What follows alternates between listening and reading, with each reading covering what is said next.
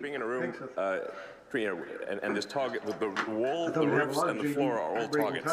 So it's like, you're going to close your eyes and go shoot in any direction. You can't miss. Democrats have challenged muscados in court as illegal. America's listening to Fox News. During tax season, your personal information travels to a lot of places that you can't control. Between payroll, your home office, your tax preparer, and the IRS, if your W-2 gets exposed, that's just the ticket for identity thieves. That's why LifeLock monitors hundreds of millions of data points every second. If your identity is stolen, they'll fix it guaranteed or your money back. Save up to 40% your first year with the promo code BONES. Visit lifelock.com. Terms apply. Why choose a Sleep Number smart bed? Can I make my side softer? Can I make my side firmer? Can we sleep cooler? Sleep Number does that. Cools up to 8 times faster and lets you choose your ideal comfort on either side. Your Sleep Number setting. And now save 50% on the new Sleep Number limited edition smart bed. Limited time. Exclusively at a Sleep Number store near you. Learn more at sleepnumber.com. I was afraid it would just depress me. Yeah. So I enjoy going home. I like to watch Jesse Waters. The day after holding talks with Ukraine's president, the special U.S. envoy to that country, Keith Kellogg, says they had extensive and positive discussions, but there is tension over U.S. and Russian negotiations. A top Chinese official says Beijing supports President Donald Trump's bid to work with Russia to end the war in Ukraine. China's backed Russia throughout its war against Ukraine, and Chinese Foreign Minister Wang Yi's comments at the G20 meeting in Johannesburg coming after U.S. and Russian officials met without Kyiv's involvement in Saudi Arabia this week to discuss ending the conflict. President Trump, who's threatened to pull U.S. aid from Ukraine, has been lashing out at Ukrainian President Volodymyr Zelensky, calling him a dictator and blaming Kyiv for Moscow's invasion 3 years ago. Lillian Wu, Fox News. On Wall Street, the Dow might keep falling. Futures down more than 200 points the day after a 450-point Dow plunge. NASDAQ futures, however, are rising before the opening bell this hour. Canadians are celebrating a big win over the Americans on ice in Boston. The championship of the NHL's inaugural Four Nations face-off, what felt like a major international title, even though it was only an exhibition that replaced the NHL All-Star Game. It's a great game, it's a great sport, and I hope we put on a good show these last couple days and gain some fans. You know, ultimately, you can't ask for a better show than that. Connor McDavid with ESPN after he scored the game-winning goal in overtime for Team Canada, which defeated Team USA 3-2. NHL regular season resumes tomorrow. That's Fox's Jared Max. Now, Canadian Prime Minister Justin Trudeau boasted about the win on social media after President Trump said before the game, I call him Governor Trudeau. The president repeating what he wants for Canada. I think they have to become the 51st state. Well, this is what Prime Minister Trudeau posted on X. You can't take our country, and you can't take our game. I'm Dave Anthony. This is Fox News. Lawrence County depends on WDXE News. On the air since 1951. This is The Legend. 105.3, 95.3. WDXE. And with that, it's time for Stan Pierchoski. Brother Stan, how are you? It is time for me. Good morning. Pierchoski Estate Law and Bulletproof Estate Planning, which we enjoy every Friday. And, of course, the phone lines are open for you, 766-9393. Been a whole week, Stan. It's been a cold week. It has. No, part of it's cold, but yeah, it sure was. Cold nights, that's for sure. Get under the blankets. Yes, I know. I was going to ask you what's going on in your world these days. Well, I got my daughter and my two grandchildren visiting. They came in Tuesday. They're actually going to come in Wednesday, but we moved them over today to get in because the weather was coming in Wednesday. Yeah. And I figured they'd be better off stuck at the house than they would be stuck at the airport. Oh, that's good. So we got them in a day early. The house has been somewhat busy. So that's good. That's nice. Two youngins running around. That's good. It's nice to have children noise in the house for so long. Yeah. Anyway, they got out in the snow. They lasted about 30 minutes. On Wednesday. It was just too cold. Yeah. And they get their hands and their feet wet too fast, and then it doesn't last long. Me either. I had some visiting some friends that actually live out. They were visiting here from California. And they were talking about a different kind of. They said, we got cold out there, but you guys have a different kind of cold here. He was talking about how it was a humid cold. And I never had heard of a humid cold. Well, from my engineering days, there is like 6 stages of ice. Yes. And as you get colder and colder, it does get drier and drier. Yes. Because when you get snow, it's good snowball snow. That's a wet snow. That's a wet snow. But if you get a real powder, you try to make snowball, and as soon as you let go, it's poof, like a dandelion in the breeze, right? Yeah. That's more of a drier snow. And it gets even... And then when it gets really cold, it crunches when you walk on it. Yeah. Oh, yeah. I mean, there's several stages of it, but it gets more and more. We seem to get a variety here. Yeah. Little doses of all of it. Yep. Just a little dose here and there, but usually doesn't last too long. And that's good. Yeah. Every time it does something like this, I think. Yeah. I like it in the South. It's hoping. How can you have really hot summers and have these kind of super cold temperatures in the winter at the same time? It's like one of those things that if you go north, you get a lot of cold, not a lot of heat. If you go south, you get a lot of heat, not a lot of cold. Somewhere in the middle, we get all of it. I guess. Yeah. But fortunately, it's usually short-lived, and that's okay. We like the change of weather. We're used to it. Back and forth. Well, we are, of course, here for Bulletproof Estate Planning. We've talked about a lot of things over the time that you've spent with us here. We have talked about a lot of things regarding estates, wills, trusts, those kind of things. I've learned a lot. And still sometimes we have questions. And I never can, I think it crosses my mind every time that we talk. Because I've dealt with families or estates and that haven't made plans. And when that happens, I think, man, they should have talked to Stan or someone like Stan and made some plans and got everything done. So it's important maybe to give this some thought, especially as you enter into the years that we are. That kind of thing. And I hear it often. It's a procrastinating area. Not sure why, but it is. I want to talk about that. I do have a topic I want to talk about today. Kind of slightly is an offshoot of maybe not doing anything in advance. Okay. But you want to see if that's, well, never mind. I think that was a different phone call. The seminar coming up is March the 22nd. So we're almost in March, so it's about a month out, right? Today's the 21st, I believe. Yeah. And so about a month away. And that's going to be right in, it's a Saturday, so it's going to be 10 o'clock in the morning, called Wills Trust Owners at Home, and that's what we're talking about. And this was going to take place in Pulaski at the American Legion, which is just a block or two off the square. The actual address, if you need it, is 416 Legion Drive in Pulaski, Tennessee, but most people know where it is. If not, ask someone, they'll tell you. You can literally see it from the square. But anyway, it's a nice venue. They remodeled area. I don't have to take my TV along. I just plug right in the big one they have on the wall. It works out pretty good. So that's on March the 22nd.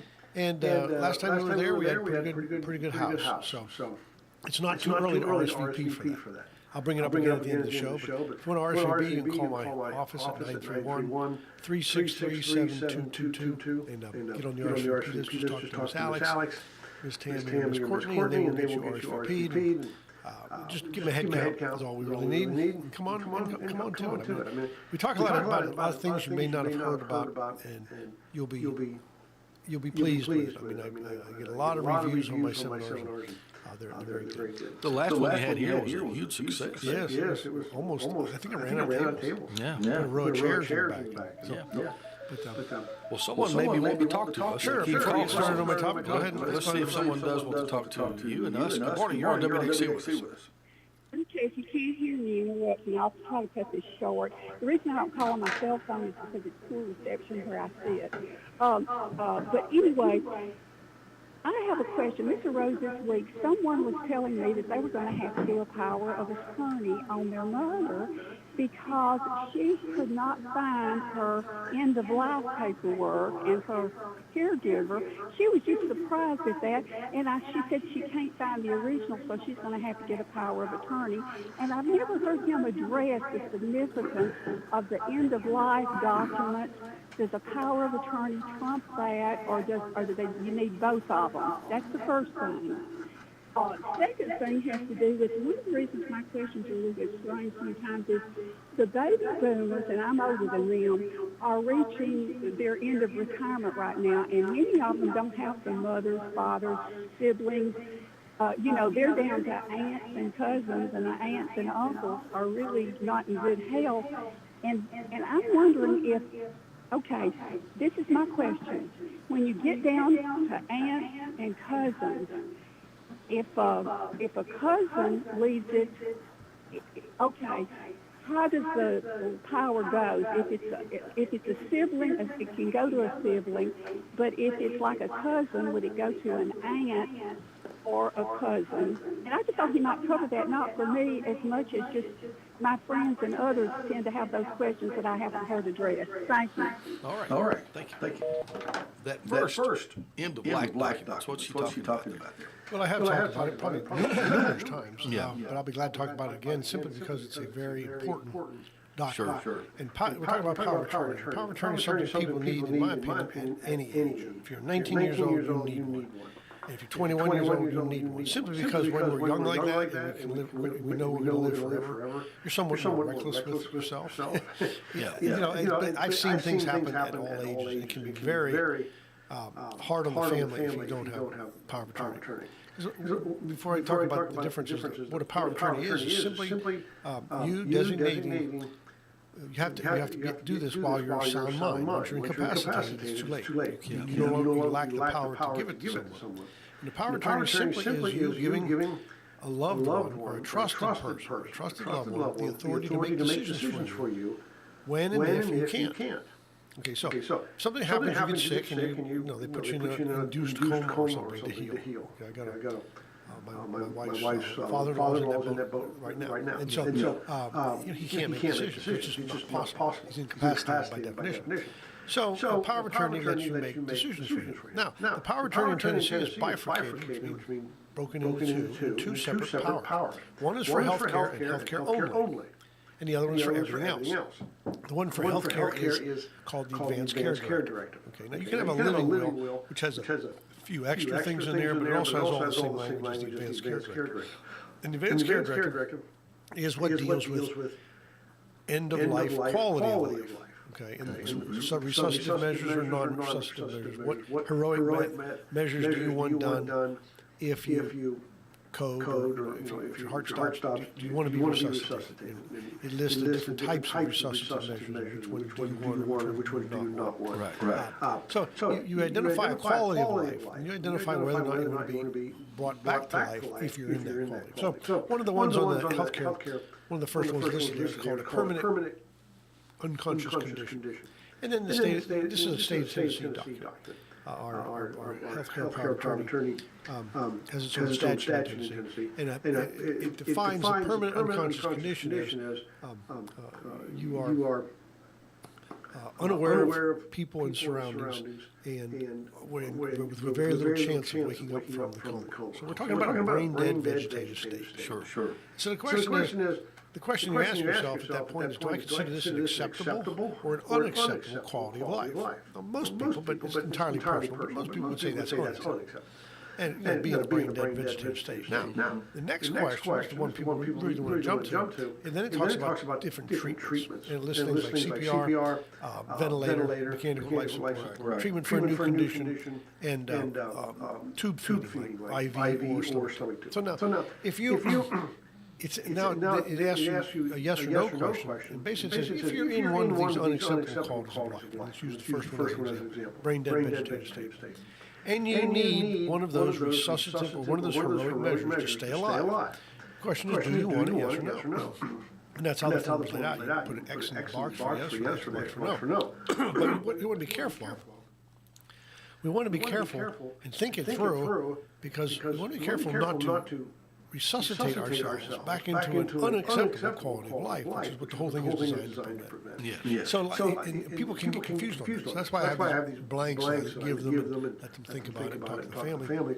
Like the first heroic measure is CPR. Now people think, CPR, we're sure I want that. If you go to the hospital, one of the first questions I'll ask you is, do you have an advanced care directive? If you say no, they're going to hand you a blank one. And I'm telling you, you will bleed to death in the waiting room until you fill that out, because the hospital's liability resides in that document. Really. And now you're filling this thing out, you're in pain, you're sick, or something's going on. Okay? So you're not really reading it, giving it a lot of thought. I've seen a lot of people will say, they'll see CPR, and say, yeah, if I code, bring me back, right? So they'd mark yes. But if you're also marking the fact that you don't want to be in a brain-dead vegetative state, what could happen? You could be in a coma, and of course the language says little chance of coming out of the coma. They'll never go to zero. They'll never go to 100%. They'll always say very little chance. Yeah. And so if you're in that situation where you think that's an unacceptable quality of life, and you say, yes, give me CPR, what you're asking them to do is bring you back into an unacceptable quality of life, which is what we're trying to avoid. Because when people see CPR on there, it doesn't mean CPR anytime. It means, so let's say you have on your healthcare power of attorney, Jeff, you have marked, unacceptable quality of life, and you have, there's CPR. Well, you say no to CPR. Don't bring me back into a coma if my heart stops, right? Right.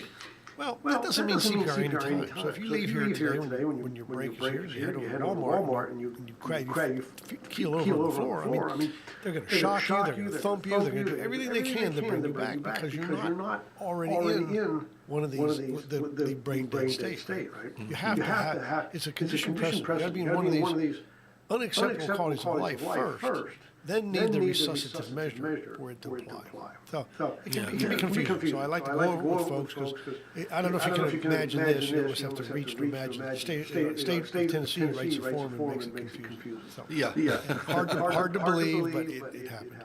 And it is to some people. Some people just are more than happy to fill it out right then and there. Other people labor over it quite a bit. So that's the power of attorney, and it's for healthcare and only healthcare. If you go to the bank and say, hey, I want to write a check for Jeff Hood, and here's the Tennessee Advanced Care Directive that gives me power of attorney, it's not going to work. Because it's only authority over making medical decisions. Now, the other one is what I call everything else. A lot of people call it the financial power of attorney, but technically it's the general durable power of attorney. Okay? And it is for everything else. Now, they get very close to overlapping because you may have the authority to make medical decisions, but that doesn't give you the authority to pay for those medical procedures. The other one does. Okay. And so it's more than just writing checks. I mean, it's everything financial, or another way to look at it, everything other than medical. I mean, so you can buy, sell, sue, be sued, invest, along with anything else that's non-medical decision. So everybody needs both of those. And one of the differences between the two is the medical one is a springing power, which means it only comes to life upon your incapacity. So if you are able to make a decision health-wise, nobody can make it for you. So the minute you go into a coma, it springs to life. If most couples name their spouse, so you name Teresa to be yours, and as soon as you go into a coma, it springs to life, and she now has the authority to make decisions for you. And that's what you want. You want to trust your loved one doing that. Sure. Somebody you may have had a chance to talk to a little bit and say what you want if something bad happened to you, what kind of thing you would, now the other one, the power of attorney, we can make it springing. I don't recommend that. We make that immediate power. That way somebody can use it without having an incapacity. 10, 12 years ago, I broke my leg. I couldn't put any weight on it for 3 months. And so I was kind of laid out. But I was, if I wanted somebody to take care of some business for me because I couldn't get around very well, I could rely on that power of attorney. I'm not incapacitated. Because incapacitation is purely a mental thing. Right. But I could delegate that authority to somebody. So we typically make that an authority that goes into effect when you sign your document. That way you can use it if you need it. It does trigger on incapacity, but it doesn't have to be. So there's the power of attorney. I talk about them a lot because they're kind of a pet peeve of mine. Without them, if you don't, here's the downside of not having one. If you don't have one, if you're like me, 30 years old, I don't worry about that. Nothing's going to happen. I'll be careful. Don't worry. I'll be careful. Yeah. And my kid getting on the back of the truck and flip onto the driveway, land on his feet. I yelled at him, don't worry, Dad, I'll be careful. Yeah. Hospitals are full of people that said, I'll be careful. Yes. Anyway, so if you don't have one, and something does happen, good example is this has happened in my office more than once. Somebody would be in like a motorcycle accident, suffer some brain damage. And they're 35 years old. Have a young wife and they have young children. Yeah. He's incapacitated. Now, but he never did a power attorney because he just didn't do it. Yeah. Now he can't give it. He's incapacitated. He must be of sound mind to give somebody, make somebody your agent. Yeah. Now he can't. He's lost that capacity. Now the only person that can give somebody the power of attorney, appoint an agent over the principal, involuntarily, is the court.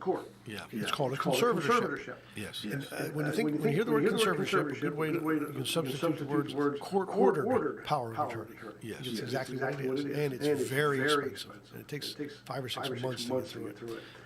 And meanwhile, you have the spouse that can't do anything, they can't pay people, they can't do this, they can't do that, waiting, everybody's barking at their heels, they can't get paid, and gotta go through this process, and months go by before you actually have the court power, or what we call letters of conservatorship, to give that person the authority to deal with both health and financial issues.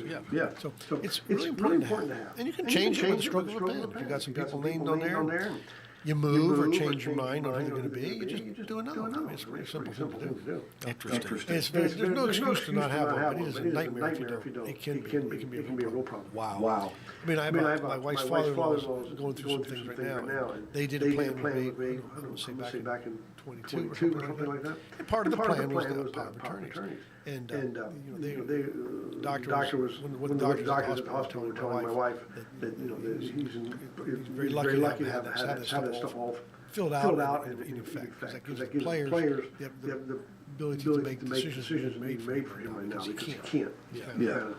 He's definitely incapacitated. Wow. So, and there's all kinds of procedures that you want to do, and there's issues with him that they want to do this, but they can't do it for a certain reason. But the alternative is, so decisions have to be made. You want somebody, if you don't do it, there's nobody, I mean, the court will typically appoint a family member. They could appoint an individual, like an attorney or something. Not that attorneys can't make decisions, but if it's a family member, it's so much better. Yeah. Obviously, if you give someone a power of attorney, it's someone that you would completely and wholly trust.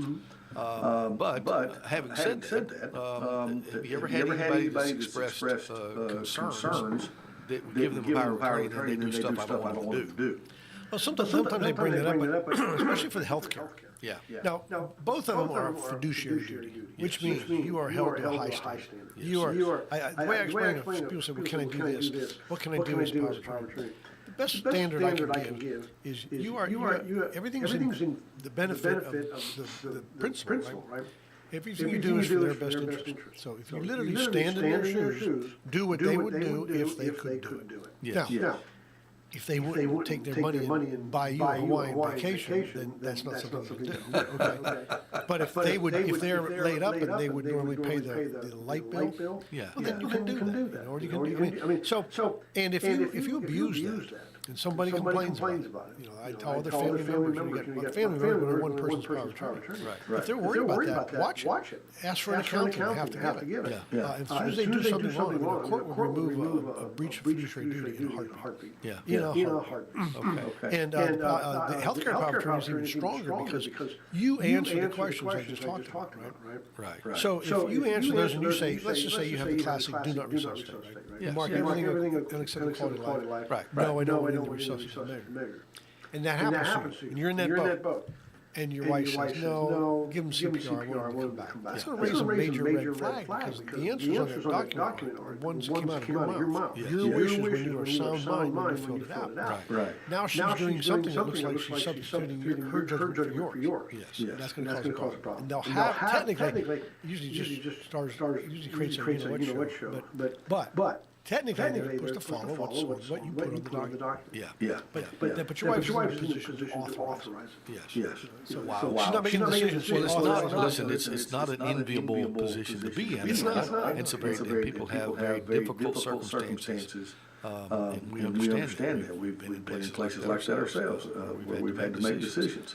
So we totally understand. Don't want to make any kind of light of it. But these documents and knowing the wishes is what can help you get through it. It's better to be in a difficult position than to not have one. Have whatever the court puts upon you. You know what I mean? Yeah. Because there may be somebody that's really not the best pick. Let's show the court that's the case. I can tell you from personal experience, even recently with our father-in-law, knowing that his wishes were not to be. And of course he lived a long life and had health issues for a while, but there finally came a place in time where it was made easier by the fact that we knew his wishes. That's right. That's right. You know, nobody wants somebody to go, and there's all the emotions there. Yeah. No matter what. But there is some comfort knowing you're doing what they want. Yeah, absolutely. Even if you disagree with it, at least you can rest at night knowing you did what they want. Yeah. That's the way. Did the best you could. That's right. And bowed their wishes. And there's some comfort in that. And we hadn't talked about that a lot. We talk about the legalese of all this kind of stuff, but there are a lot of emotions involved with what you do. Sure. There's a whole lot. Now, since you had me talking about that, I forgot that second question. Let me think about that for a second. If you say a few things, it'll come to me. I think generally her question is, what's the state's view of the line of inheritance when there's cousins or etc.? You know, how does the line? I think we talked about this before, but you mentioned that we don't address it, but they do it all the time. But it's confusing even though I've heard you do this. I don't think I can repeat it. Well, let me approach it with two ways it can work. Okay. Let's say you have no document at all. She's talking about if you leave it to an aunt or cousins or something. Then who's next and stuff like that. But that implies you have some instrument leaving like a will or trust. So let's just say if you have nothing, this is a little different. If you have nothing at all. Yes. And the law is called the laws of intestate succession. We have a Tennessee code for testate succession, which is the laws of having a will. Yes. And intestate, which are the laws of not having a will. Right. Now, if you don't have a will, I often say that the state of Tennessee writes one for you. I mean, that's kind of a street vernacular way to think of it. Because what they'll do is they'll say, okay, your stuff has to go somewhere. You know, right. You pass away, you got stuff, and it has to go somewhere. And so what they do is they say, we're going to look to see if you have a surviving spouse and/or lineal descendants, which are bloodline children. Yes. Stepchildren, bloodline children. Right. Or it would include adopted child if you actually had adopted. Once you adopt a child, it's a bloodline child. That's right. Under the law. And it will divide among them. You know, and if there's none of them, if you don't have a surviving spouse, it just all goes to the children. If any of the children are predeceased, let's say you have 3 children, one is predeceased, well, then that third, and it's equal share, and that third will flow through that deceased person to their children. And divide that. So if that child has 3 children, they're each going to get a third of the deceased child's third. And it dilutes from there, okay? Now, let's just say you don't find any children. Now we got to look somewhere else. So now it looks up to see if you have parents. Yeah. Always amazed me that step was there. But anyway, and you probably don't. Yeah. Now it starts looking sideways to sibling. Yes. Anyway, so there's this, and it will go on for a while, looking for some place to go. In your heritage. Now, let's get to what you said. You have a will that you leave it to somebody. So let's just say you say in the will, let's keep it simple, say only one beneficiary, and it is an aunt. I think she mentioned you say, okay, I leave everything owned to my aunt Susan, right? So when I addressed this before, I always say it goes wherever you say it goes. So if you say it's going to go to Aunt Susan, that's where it's going to go. But what if something happens to Aunt Susan? Okay. It does not go back to what I just said. Start looking to see if you have a spouse or children. Right.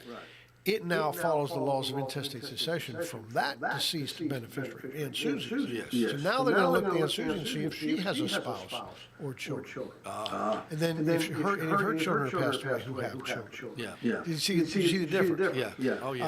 One, this tree of intestate succession begins with the deceased, if you have nothing at all. But if you have a will, now if you have 5 beneficiaries, and Aunt Susan's the only one that's deceased, her portion goes through the same thing, but only her portion. Right. It's like following a family tree. Kind of, and it's the same hierarchy of people, but it's a different set of people. It's now looking at the beneficiaries hierarchy of people. Like I said, I use an example. sole beneficiary every year Dan Susan. Suppose Dan Susan just received a fifth out of 5 people. Yeah.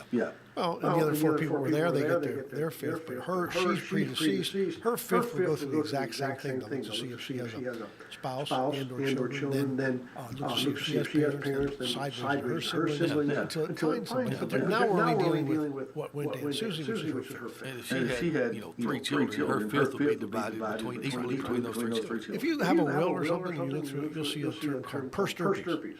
Two words. I remember STIRPES. And that's what it's a Latin for me. It's a distribute by equal shares. And the persterpes means through the lineal descendants. So it's not going to go to stepchildren. It's not going to go to spouses. It's not going to go to husband or wife because they're not lineal. We've got something called consanguinity and affinity. Consanguinity is like a bloodline descendant. Okay. And affinity is by marriage. So. You're using big words on me today. You're using big words on me today. You're stamping out ignorance is what we're doing. No, I once had when I used to do criminal work, I did a brief, in a hearing with Judge Bob Jones. Okay, he was a good judge. Yes. He was hard. He was a firm judge, but the worst thing you could do in Bob Jones' court is not know what you're talking about. He'd pick it up in a heartbeat and he'd let you have it. So there was an issue on appeal about the level of kinship that a juror can be in a jury to somebody like the prosecutor or the defendant or lawyers. And you have to be further than 6 levels of what we call consanguinity and affinity, which is the bloodline or marriage. Okay. You talk about a family feud follow, that gets pretty. Oh my. And so reminds me of the song "I Am My Own Grandpa." I'm my own grandpa. I did a multi-page brief and I gave it to the court ahead of the hearing about how this works. He said the same thing. He came into court. He said, well, Mr. Pierchoski, you got me blowing dust off old leather-bound volumes of law. Because this is all common law. Right. The consanguinity and affinity and stuff like that. So, Yeah. But those, they may be big words. Consanguinity means your bloodline descendants. Yes. Or bloodline connections. Affinity is by marriage. That's not blood, but it's family. Yes. There's a difference between the two. Yeah. Wow. So I think that answers the question. We have created, you lawyers have created a complicated world for us. Well, you have to get a good foothold, dig yourself in, make yourself hard to extract, right? That's right. I guess we figure if we're the only ones that understand it, we're needed. And there was a cartoon I seen many years ago, and I think it was actually in a law office somewhere.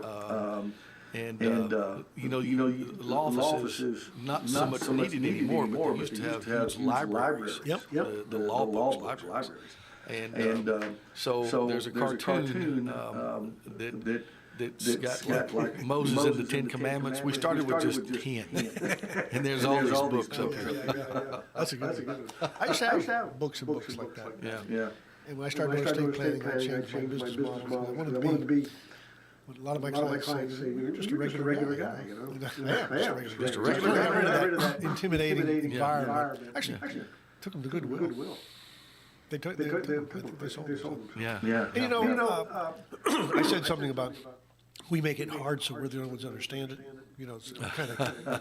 I think that's the case in some situations. Yeah, I think there's a ring of truth to some of that. And I'm doing the exact opposite when I'm on this radio show with the other ones that I'm on. My seminar, explaining things, telling you how to do it because I don't want to set you up for failure. If I try to show you how to do it, you won't be able to do it. It takes more than that just to do it. But certainly when I talk about the options and stuff, how they work.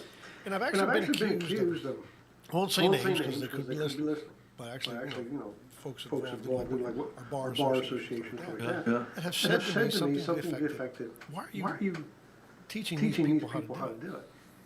The thing that offended me was these people. That's what I think of you guys.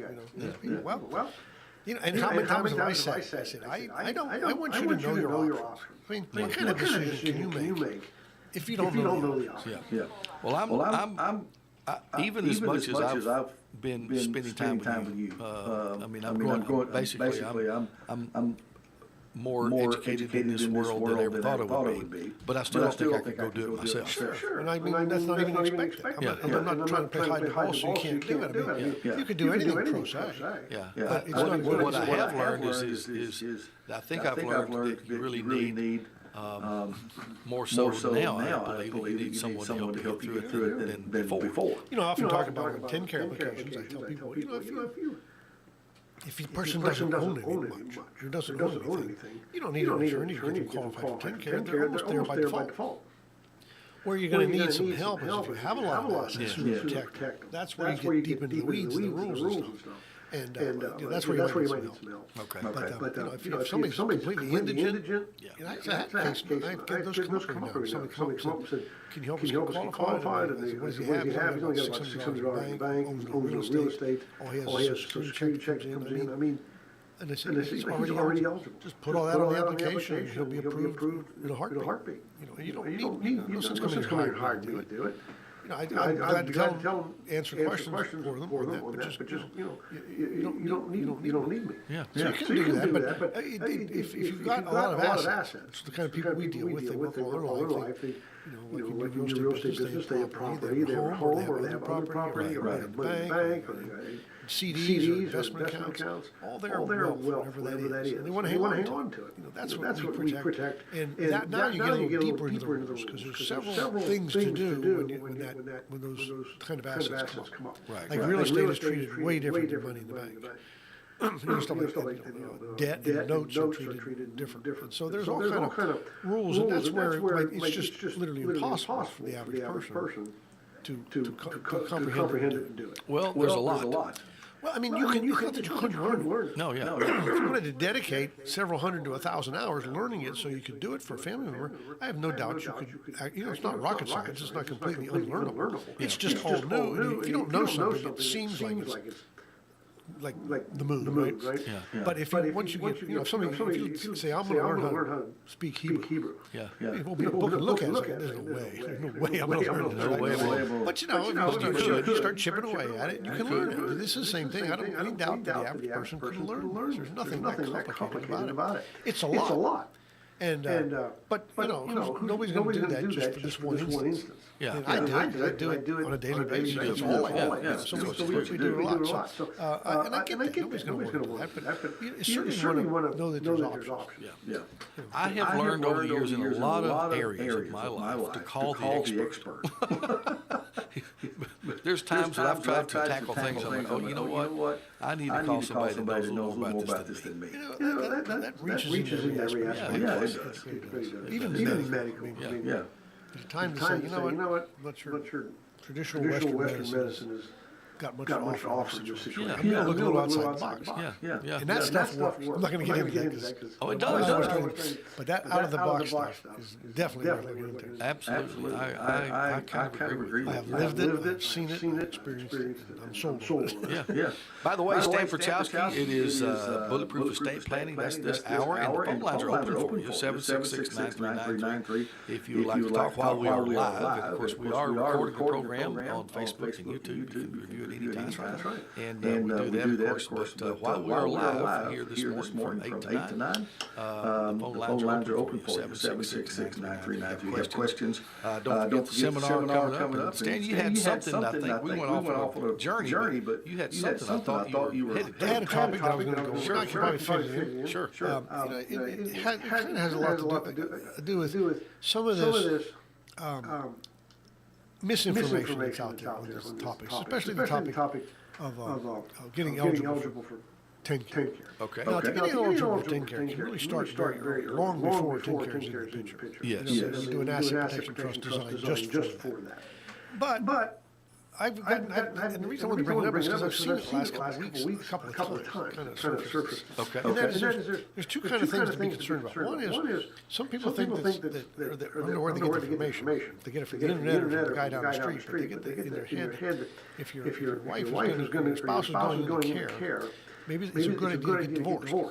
Okay. Now, I'm talking about getting divorced not because you don't love your spouse anymore or you don't get along. Strictly an economic move. Yeah. Because they think the person will fare better as an individual. Okay. Now, I've never heard me endorse that. As a matter of fact, I don't recommend it. They kind of unrecommended. Yes.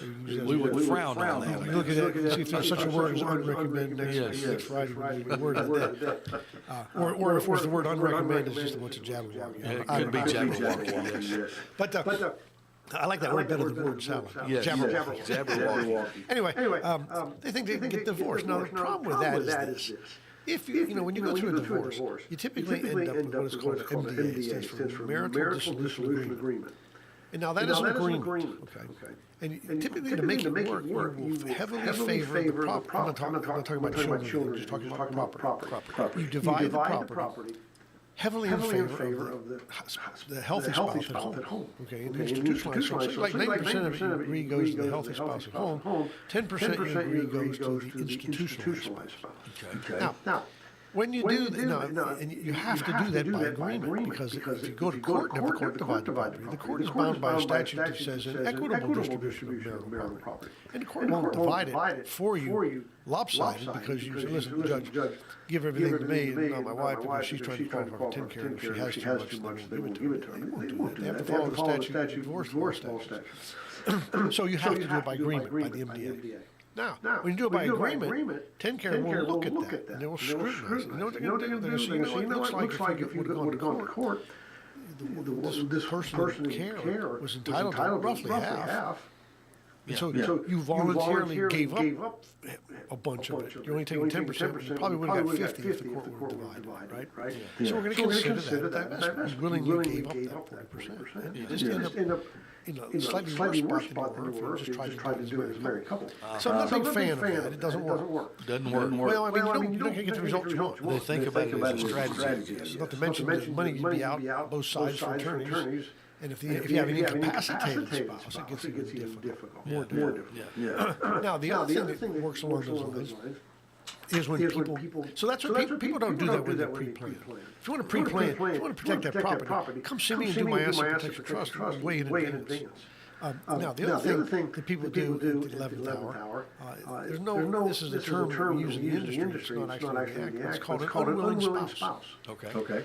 Because when you have a husband and wife, and one of them's in care, the eligibility process involves the property of both of them. I've often said on this show and other shows that when your husband and wife, one goes into care, the analysis, what we call resource assessment, there's no mine, there's no yours, it's all ours. So anything Jeff Hood has titled his name is available for his wife's cost of care. Or his cost of care. Anything your wife has titled just her name is available for your cost of care or her cost of care. And then everything you both own together is available for both your cost of care. So often people will say, well, I'm going to title the house to just me. But from husband and wife to just husband because she's about to go to nursing. Well, that's not going to get you anywhere because when they do the resource assessment, they're going to say, anything titled in your name alone is available to both of you. So you accomplish nothing by doing that. Right. But what this unwilling spouse thing is, if you, some people feel on the internet, if you just refuse to participate with the resource assessment. So when they say, wife, what do you want? Well, here's what we own, put it down. What do you own collectively? Either one can answer that. Okay, husband, what do you own? Let's say you have, he owns some property, right? He says, I'm not going to tell you what it is, because I don't want to be consumed with my wife's cost of care. Now again, it's not doing this to be a dirtbag. I mean, they're doing it to save economics. Yes. I mean, there's some instances where they might be doing it for that reason. But I'm saying they may be a dirtbag, not taking care of their spouse. But it all stems from the old common law concept that when you're a married couple, you have the obligation to take care of your spouse. You can't just pick and choose. That's your obligation. And so I've had people say, well, we're going to do a postnuptial. Well, that's great. Postnuptial doesn't answer the question. Postnuptial deals with property division upon divorce or death. And long-term care is neither. Right. And so this unwilling spouse, you just refuse to participate. Right. Now, when you do that, they can make you participate. Okay. If you say, I'm not going to do it, they can subpoena you and your assets, and that would not be a good day because they know you're unwilling, and they're going to dig into you're talking about getting into personal life. They're going to get into it. And that has some teeth to it. They subpoena you and you don't respond to it. Yeah. However, there is a way to do what we call an unwilling spouse. If the spouse refuses, there is a way to go forward, and it's kind of designed for this. If you're just doing it because you don't want to get your money, they're going to force you to participate. Okay, but it does recognize that you could be an estranged couple. You may not be together for years. You're not really living as husband and wife.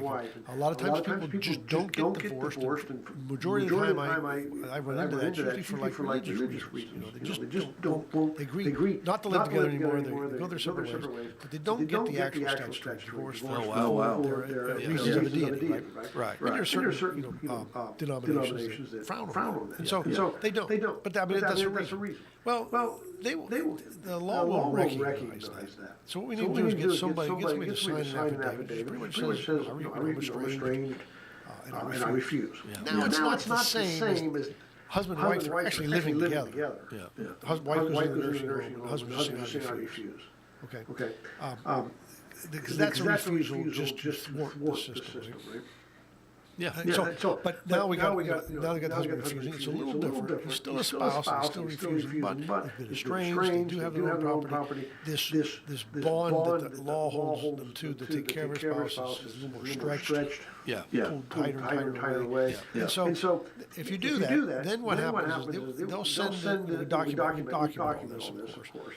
And it goes to a special processing unit, and we apply for a hardship waiver. Now, if we get the hardship waiver, and the best way to get it is to hedge your bet with the refusal and the circumstances of estrangement and stuff like that. Right. And what they'll usually do is they grant the hardship. It's hard to get, but I've done it. Got one working right now. We get the hardship waiver. All that boils down to is now they'll allow us to treat the institutionalized spouse as a single person under the single rules. Now, they're technically married, but the theory of the intent care is they do not have a community spouse. Right. Person is their spouse, but not a community spouse because there has to be the healthy spouse at home. So and when people try that, they just think, I'm just going to tell them no, to go pack sand. I mean, if they decide to come after you, it's going to be a bad day for you. Oh, wow. And I mean, now, in all reality, I don't know if I should say this or not, but as an attorney, I have to warn people that they can come after you.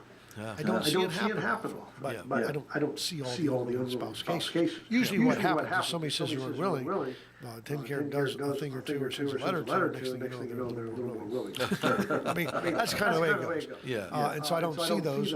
I just know ones that are told to me, and but there is a way to do that. But I hope I explained that there is somewhat of a difference. Sure. If you're an unwilling spouse where there's been some estrangement, separation of the two, which makes making that person participating a little less fair. I mean, you know what I mean? Because they're still husband and wife, but the strict requirement of you got to take care of your spouse because you're married. I can see that when people are together, they're in the same home and they're together.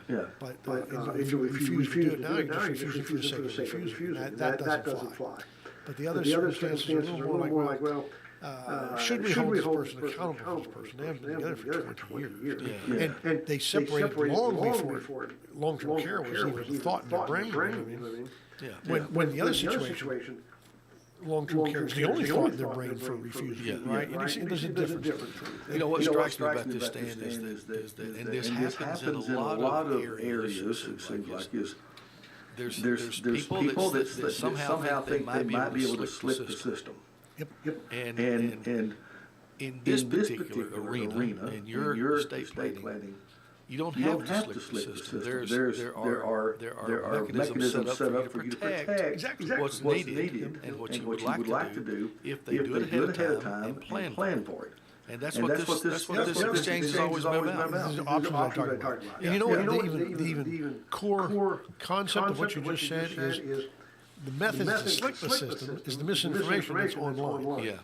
And the law doesn't slick it. The law has options for you to protect your property. Legally. That's the thing right there. Slicking the system is trying to pull one over. And it always involves some sort of not telling them the truth, hiding something, not disclosing it. Now, there's a problem with that because there's a thing called TennCare fraud. You're flirting with that when you don't. A lot of people, you hear about it pretty often. Yeah, you do. I mean, it happens a lot with when I was in the criminal world with people that have drugs and they falsify prescriptions. That's I'm talking about fraud about eligibility. Right. We have just a few minutes, but here's a classic example of that. A lot of people will buy gold or silver, precious metal. Have some in their portfolio. And they ask me, do I have to tell them I have this?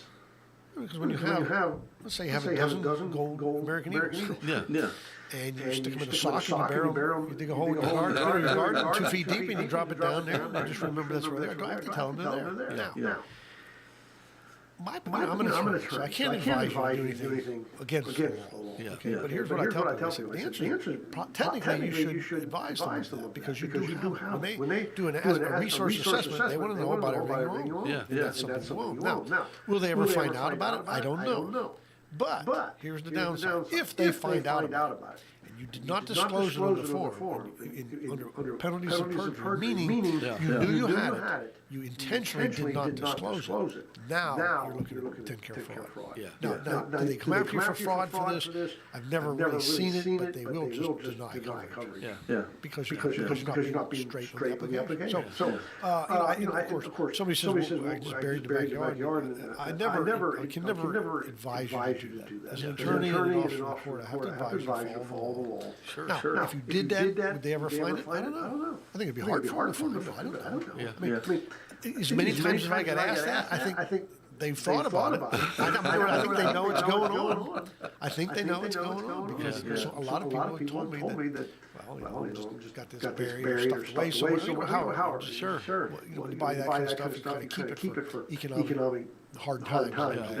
Or sometimes for investment. Usually when you buy it for investment, you're not in physical possession of the gold. You know what I mean? You buy it, it belongs somewhere. It's funny how you mentioned that, how many pieces of property I ran across in my career real estate where they say, so-and-so said there's supposed to be a bunch of money buried on this place somewhere.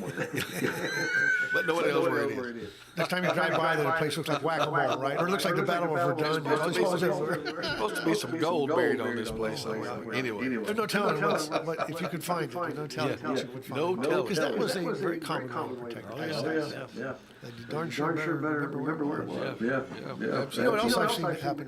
People like plastering the wall. Oh yeah. Put it in the walls. Stick it on the wall. Bad things. Now that's a problem with fire. I guess you could recover it. I don't know. It might not be coins anymore. It might be one big coin. Yeah. He was murdered. Do you remember Stringbait from?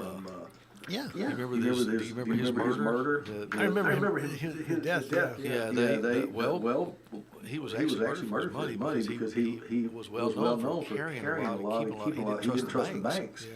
And he had a lot of cash at his house. Best I remember, I was young when this happened. But basically he was robbed and murdered.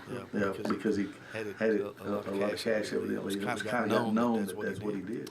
My wife has an aunt who's passed away some years ago. We would go visit. As a matter of fact, I remember visiting her before we actually got married. We were dating. She's down in Florida. And we would go visit. She was a little gal, feisty little gal. I mean, she'd yell at my wife, Tammy, about this, and she'd yell at her sister. But when it came to me, it was just as sugar-coated as it could be. Oh, yeah. I get up one night, do something. I heard something. I walked out in the kitchen while we were visiting. She's out there at the kitchen counter. She's got all this money items. Oh my God! Gladys, what are you doing? Counting money. And I made the mistake of saying, why don't you have that in the bank or something? She goes, because if I put it in the bank, they know how much I have. I keep it here at home. They don't know how much I have. So anyway, I mean, that's old school. I mean, she was probably in there 80-some years, and that was 30-some years ago, right?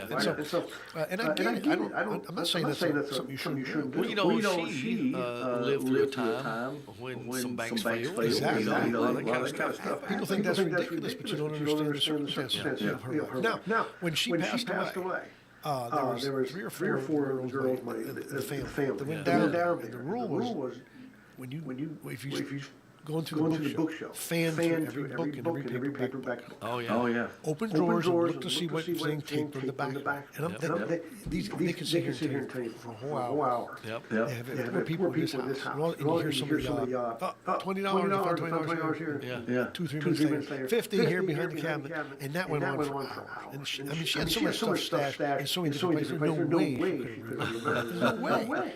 And the assumption is they got it all, but we don't even know. Yeah, we don't really. When they start sticking it in something in the freezer, you know what I mean? In the freezer. And I get it. She was protected. You know, she was thrifty. Yeah, I knew a gentleman who had an uncle. He said that he had some mind problems, and he had guns everywhere. and they found guns here and there stashed. Everyone on loaded. Yeah. Everyone ready to go. So, well, that's pretty common. Wow. But well, gosh, I guess we're coming close. So I just want to review my seminar. Absolutely. March the 22nd. We talk about this kind of stuff. I don't want to get into that detail, but we talk about this with state planning. We call wills, trust, and nursing homes. So we talk about wills, we talk about trust, and we talk about the concept of how not to broker nursing homes. So that's on Saturday, March 22nd at 10 o'clock. It's at the Pulaski American Legion, 416 Legion Drive in Pulaski. So if you want to go to that, give us a call at Pierchoski State Law, Pierchoski Elder Law at 931-363-7222. That's 931-363-7222 and get on the RSVP list. It's not too early. We already have sign-ups for it. That's right. And or go to my website, which is easy to get to, estateplanstand.com. And you can RSVP by email or get the phone number that way. You can also see where I'm going to be if you want to see where the next seminar is going to be. It's on the calendar. So, no problem. So, I always have a byline I use on a radio show out in Nashville. I always end it by saying, doing nothing has a predictable result. It's not always a good result. Not always a good result. But I can predict it. So. Yeah. It's always a pleasure. I mean, it's like I say, welcome to one of the fastest hours of my week. Yeah. Good show this day. We had some good conversation, interesting stuff. Estate Plan Stand, everybody, on the historic Pulaski Square, right there next to the Star Theater. Don't forget the seminar coming up on March 22nd. Give them a phone call, 363-7222. Thank you, Stan. Thank you, and stay warm. Thank you, buddy. News: Kash Patel will be sworn in by Attorney General Pam Bondi the day after a Senate confirmation the Democrats didn't have the votes to block. They call Patel a vindictive loyalist. Senator Adam Schiff says Kash Patel is Donald Trump's